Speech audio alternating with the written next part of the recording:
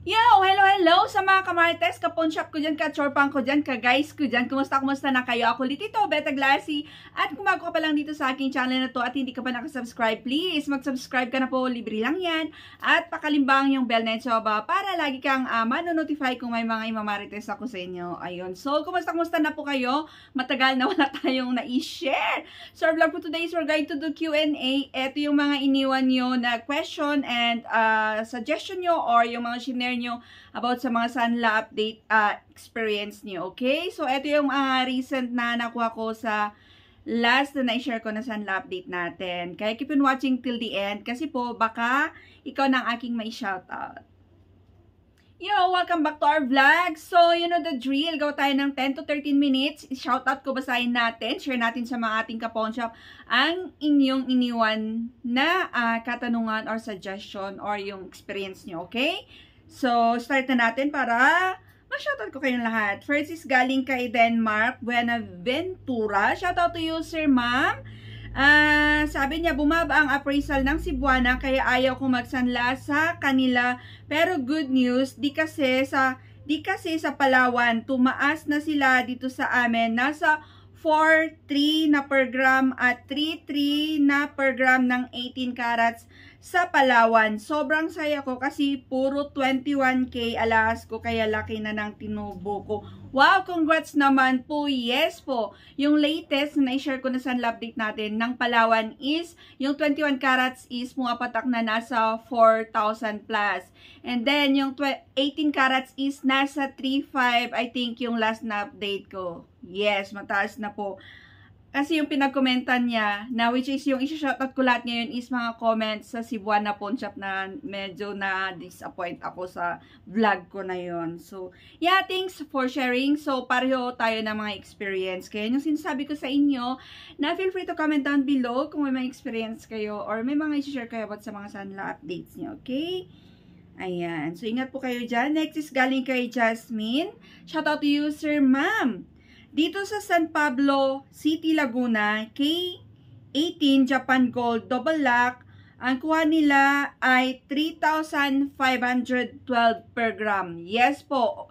I think yan na yung parang standard na appraisal ng 18 carats. Kasi po, last time maraming nagko-comment ng ganyan yung appraisal nila ng 18 carats at may 3,800 pa. And yung presyo ng mga ginto ngayon is tumataas pa rin. Pataas pa rin ng pataas yung mga brand new pag bibili tayo. So it should be, kung hindi man magtaas yung mga pawn shop, is I think dapat naka-steady sila. Hindi po pwedeng bumababa sila. Kasi yung gold nga ngayon sa market is mataas pa rin, diba? Ayun. So thanks for sharing. Next is galing kay Arlina Arconcel. Ayun, so basta dikit lang.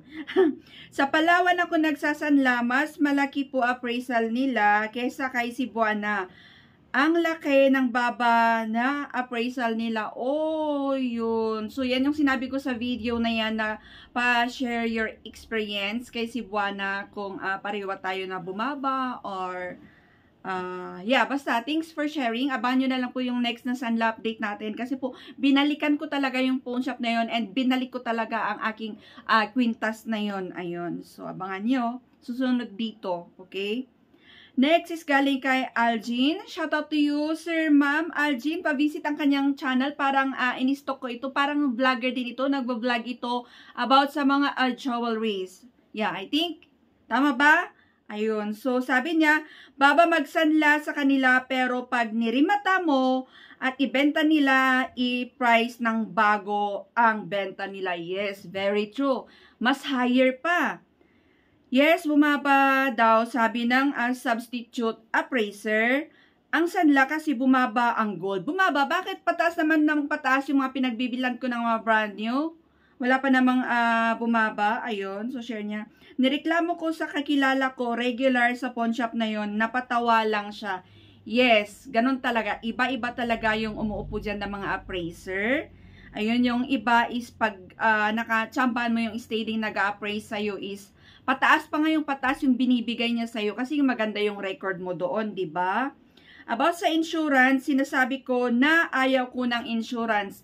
Yan din po yung suggestion ko or yung mga sinasabi ko sa mga nagko-comment dyan na talagang sa pilitan na binabawasan ng insurance kahit ayaw or binabluff sila na basta may mga sinasabi sila about sa insurance na yan. Yan din yung sinasabi ko kasi pwede nyo po yan i-decline. Hindi po yan kasali sa ano ng jewelries nyo. Lalo na pag gipit na gipit kayo at kailangan nyo ng pera or saktong pambayad lang ng utang yung pinagsanlaan natin. Kaya nung sinabi ko, dinecline ko siya. Okay, thanks for sharing.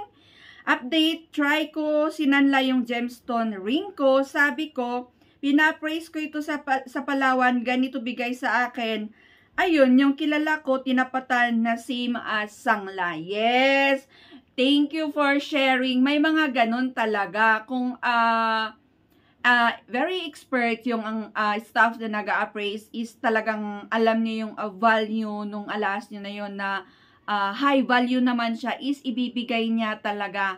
Unlike sa mga ibang appraiser na parang ewan, parang pag moody nga sila, sabi ko is kahit napakaganda yung jewelries mo na yan, is mababa pa rin yung bigay sa'yo. So, thanks for sharing para mabasa or eto pag napanood ng ating mga kapon shop na yun nga sabi ko, pag na-experience nyo yung gaya nung na-experience namin, try nyo bumalik some other day or try kayo mag-visit sa mga ibang branch ng pawn shop na pinagsanlaan nyo kasi po, marami namang branch yung mga pawn shop na yan and magkakaiba po yung mga nagtatrabaho dyan, okay? Okay, so next is galing kay Andit, bilang Bisaya to. Mataas po talaga sa Villarica. Ayan, wala lang, parang out of the, and then may second comment siya kasi parang akala niya siguro is Villarica yung update ko. Mataas po talaga sa Villarica, sabi niya. And then sinundan niya ng mataas ang gold pero mababa pa rin ang sanla. Yes. Kaya yun yung sinasabi ko na okay, magsanla-sanla tayo pero it's better na tubusin natin, kunin natin yung alahas natin. Kung wala pa tayong pangtubos, i-renew natin kesa bibili kayo ng brand new kasi super duper lugi kayo. Yung mga pawn shop ang kikita, okay? Unless kung yung alahas mo na yan is investment mo na for how many years at pwedeng nakuha mo ng iyong puhunan dyan, pero sayang pa rin, Ayun, so thanks for sharing. Next is galing kay Mila Mirasol. Shout out to you, sir, ma'am. Baka kasi sobrang mahal na ng gold ngayon at alam ng mga pawn shop na sa kanila pa rin tatakbo ang mga manugsanla. Kaya ako hindi na muna magbili ng gold jewelry. Yes, case to case basis po, ma'am. Yes, ako rin, medyo naglaylo ako bumili ng mga ginto ngayon. Ayan, mag-abang tayo ng December kasi minsan yung mga pawn shop is may mga pa 15 to 20% promo sila dyan. And, yeah, ganun talaga. Ganun talaga. Hindi naman po pwede kasi na pag binili natin yung mga alahas natin is expected natin na mas mataas ang sanla ng mga last na yan. Kailangan itago mo yan or gamitin mo for how many years, ayan, bago mo at least makikita or lalabas yung presyo ng pinambili mo dyan. Yung mga sinishare ko lang na masayang-masaya na kumita sila sa mga investment nila is, yan yung mga nakabili na ng mga alahas or nakapag-invest ng mga jewelries nila like 10 years ago, 20 years ago, yung mga ganun. Ayun. Pero pag yung mga kabibili pa lang yung mga alahas ngayon is super duper lugi po. Walang-wala po kasi sobrang baba yung sanla ngayon sa mga pawn shop. Pero tandaan nyo na pag binili nyo yung mga alahas, wag mag-expect na yung alahas nyo na yan is mas mataas ang sanla sa mga pawn shop, okay? Okay, next is galing kay Ma'am Sisi. Ayun, ma'am, na-experience ko po na ganyan. Ayun, see, shinare niya, na-experience na daw yung na-experience ko. Sabi ng appraiser sa akin na tataasan daw niya po ang tanggap ng alahas ko, pero may insurance na ilalagay nila. So, dinidak po nila yon. Okay, dinidak po nila yon sa akin. Okay, okay naman kasi malaki din naman yung tanggap nila sa alas ko. Yes po. So, it's up to you. It depends to you kung tatanggapin nyo kasi it's for you din naman yung insurance. Pero yung insurance na yan is, syempre yan yung pag may mga emergency, pag matitigok ka na, yung mga ganun, pag mga ano, hindi, mahirap din yan eh.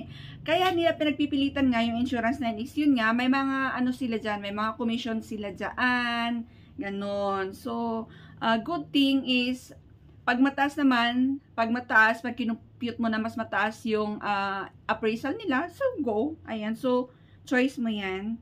Okay, so next is galing kay Ma'am Angelica Flores. Shout out to you, sir, ma'am. Ma'am, nasasangla ba ang set ring, necklace with earrings na may diamond? Salamat po sa pagsagot. Yes po, nasasangla lahat po yan as long as that is real gold. Kahit ano pa yan, kahit ilang set pa yan, basta po, tunay po siya, nasasanla lahat.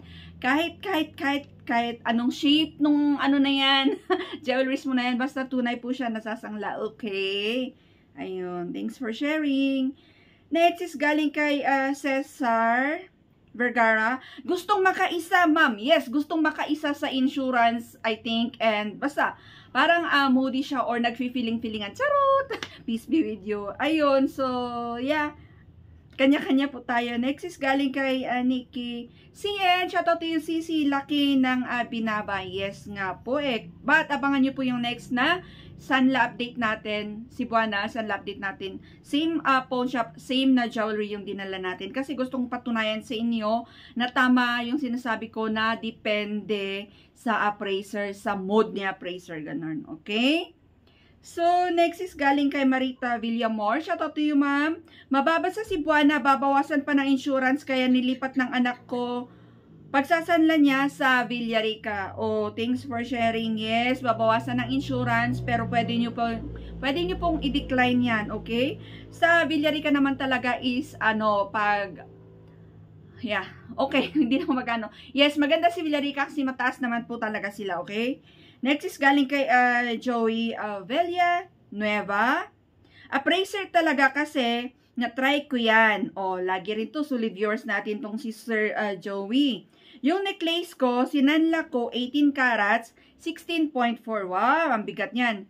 Tinanggap 54,000. Sinanla ko ulit 43 lang. Huwag na, nainis ako sa appraiser. O, diba? Yes po, sir, pero try nyo po bumalik after a week. Pag nakita nyo yung iba, yung nakaupo doon na appraiser, tingnan nyo. Kukunin yan, same sa pinag-appraise dati or tumaas ng konti. Yes. Kaya abangan nyo yung next kasi ginawa ko po. Next is galing kay Sir Dambus. Grabe, ang baba naman ang bigay nila. Oo nga po. Sobra kaya inis na inis ako dyan. Okay. Galing ulit kay Sir Rundi. Ay, hindi. Joey yung kanina. Rundi pala to. Shout out to you, sir.